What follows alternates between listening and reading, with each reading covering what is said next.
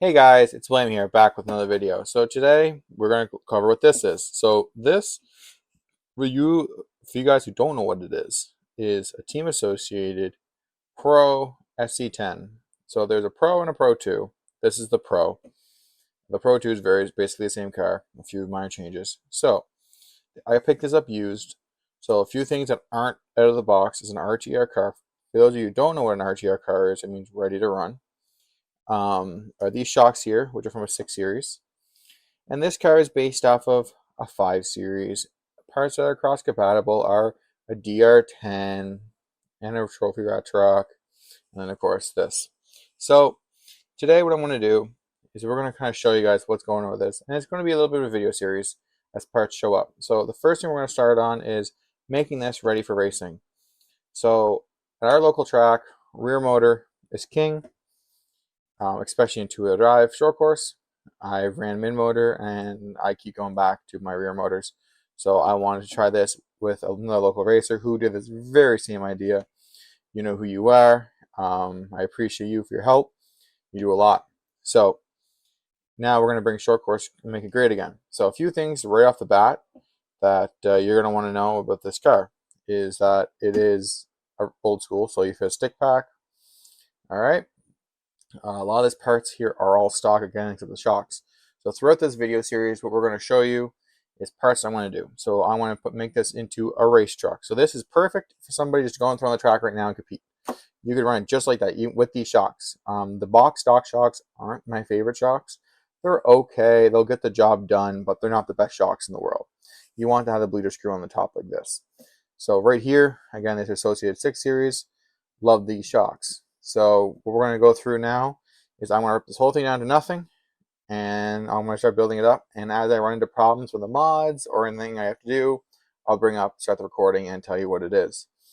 So, guys, hope you're excited. Hope you enjoy. If you guys are like me, you'll be super excited for this. So a little sneak peek into this car. It is going to be awesome, and it's going to be a beast as we start. So anyway, guys, I'll pick you up when I start doing the next part. Hey guys, it's William back. So today, basically what I'm doing is, we said in the intro there, you guys are kind of seeing that I'm taking this RTR, making it race ready. So we're going to go over a few parts that are big difference. So here's your original hub. This is your left hub. As you can see, it's pretty cool. The difference between this and the 5 Series is there's only 3 holes here. The 5 Series is an insert that goes in, and then you have 3 on the top, 2 on the bottom, and you can swap it around and stuff. So it's pretty good that way. Built in. So I'm switching over to the B64 aluminum rear hubs. So these hubs are a lot more durable, of course. You can also use the plastic ones that come with them, but I have the aluminum ones, so I'm going to use that. So the main reason for these swaps, as you can see, is this insert right here that you can adjust. So I can go all the way up, in the middle, and all the way down to adjust. All right, so you adjust your height. Next thing is, I have a lot more adjustability on top here. So this is coming off my truck. So we're looking at 2 and 1. So we're looking at 3 millimeters right there in the middle. That's just what I happen to have in that one. So I haven't set up the car up yet. That's just what came off my old car. So we're gonna switch it over.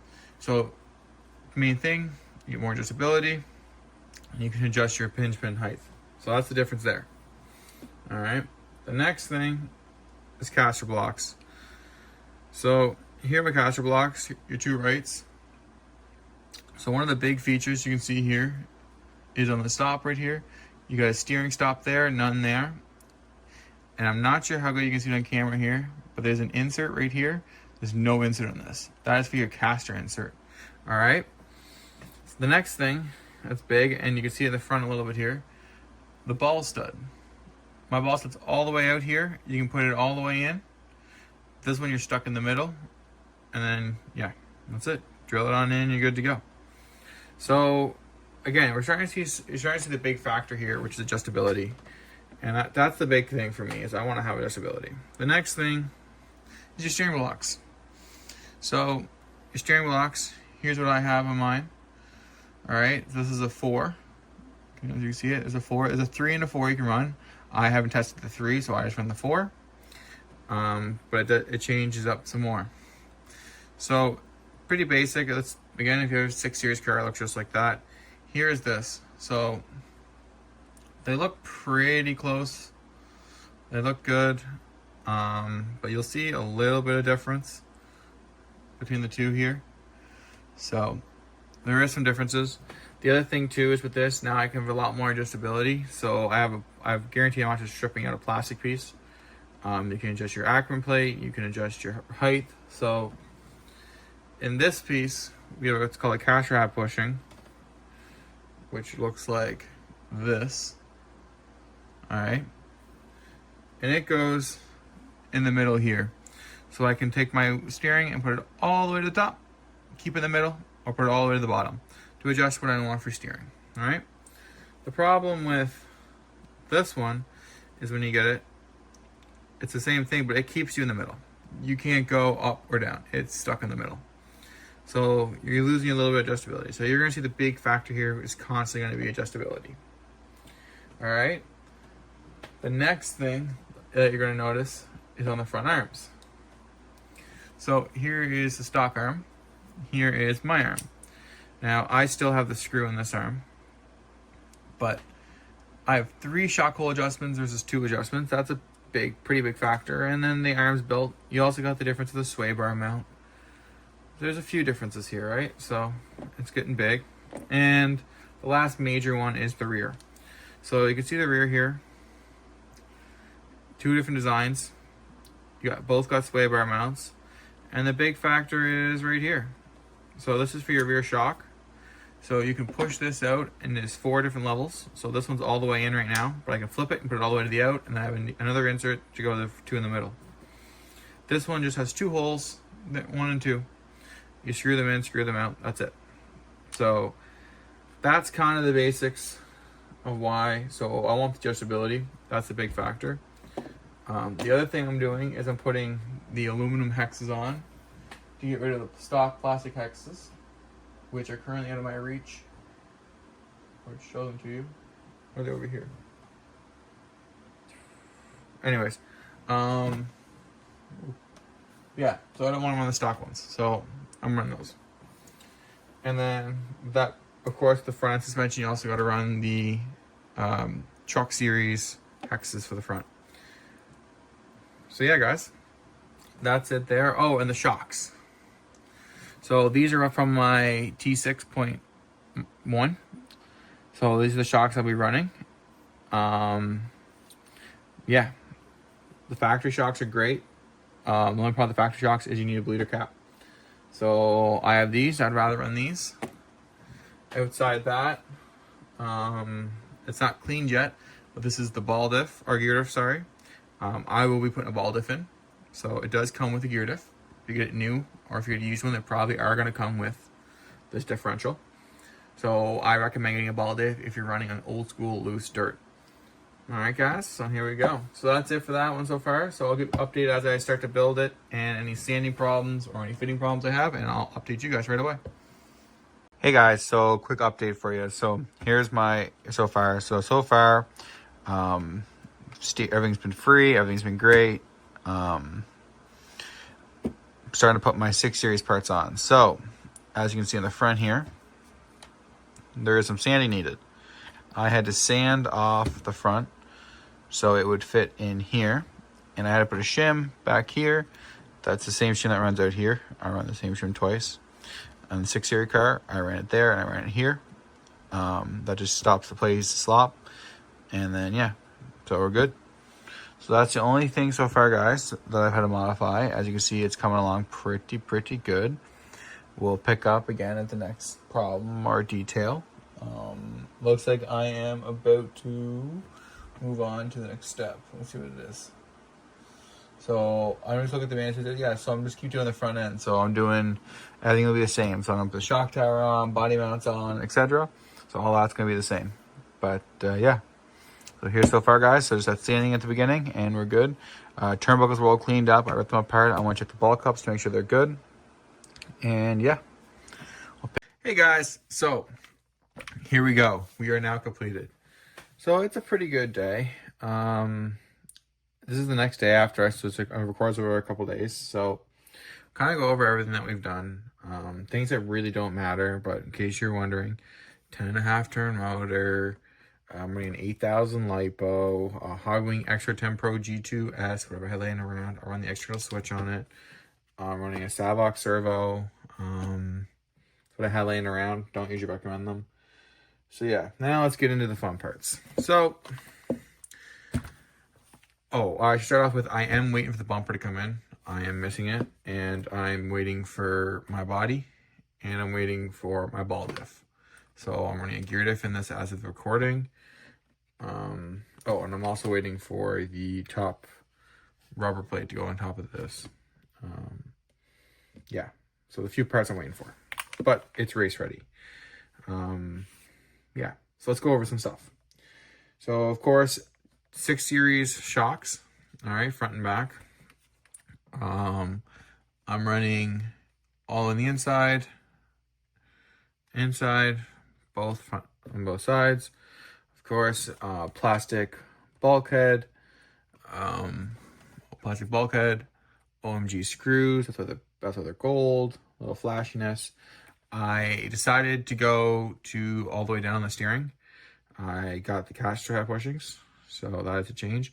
I'm going to go middle and outside to start my shocks off.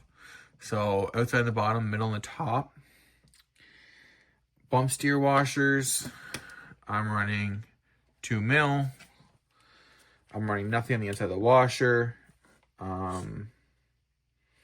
What else did I do to this car? Now the rear end. Oh yes, so I think I covered most of it in the beginning, but just to refresh you guys, you have to sand the front arms to fit.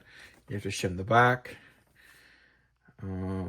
Outside that, everything external is all fitting. Once you shim, it fits here, fits there. These are my T6 turnbuckles. Rears where the fun part comes into play. I am running B64, so aluminum rear hubs, 7 mil hex. These are 91 dog bones. What else do I got in this thing? I'm running my shocks all the way in, top and bottom. I'm running 1 mil in the hub right here. I'm running 3 mil, I think. No, 2.5 mil on the inside link.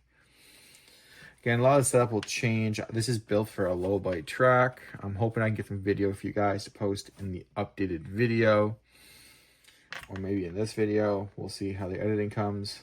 But yeah, so it's pretty solid, pretty good. We'll hook it up to the scales here in a second, and I'll show you what it is on the scales. Actually, on the next video, we'll show you what it is on the scales with the body, and a few things changed. So I am running a gear diff, so I have 1,000 weight in it, the lowest weight I have. Yeah, so that's pretty much everything, guys. The other thing is the shock angle. It is going to look a little bit extreme on camera. It might look too bad. That's normal. Oh, I'm running the J Concepts long and short in the front, long in the back. I will be getting the shock caps. What else? So things I want to do to this. So let's kind of talk about this. So the truck, I've driven a few of these trucks over the years, and I like them. I decided to upgrade from my TLR 22 SC10 2.0 to this. So this is going to be the truck. I'm hoping it's going to work well and go well for me. So a few things left that I would like to do is the aluminum up here, aluminum here, of course a ball diff, a rear bumper, and that's really it, guys. Everything else is pretty much good to go. There might be a few parts I'm missing. Oh, aluminum C&D blocks for adjustability, and yeah. So all that stuff you guys will see over time. Oh, I'm running the stock setup here, but I do have on order the Octolock spur and slipper. It is supposed to be a direct fit in. I looked into it, so I will probably have that in here by the next video. But yeah, guys, so that's the video. I'm running it on my 10PX, which really doesn't matter. It's electronic stuff, right? Doesn't really matter that much, but yeah. So hope you guys enjoyed this. This is your Team Associated Pro SC10, SC10. Yeah, it's going to be golden, guys. I'm hoping this is going to work as well as the rest of them do. And thank you to the guys who helped out on this and helped me out in building it. And one of you guys helped me out a lot, and you know who you are. Don't want to call you out too much in the videos, you know. But yeah, I appreciate it. I did get the idea from him to do all these mods and parts. So I'm super excited. And 2 short course. Let's make this great again on 10 scale tracks, man. If you got an old school dirt track, bring her on out. All right, guys. Talk to you later. Peace out. Thanks for watching. Don't forget to hit the like button down below. Give me a thumbs up and subscribe.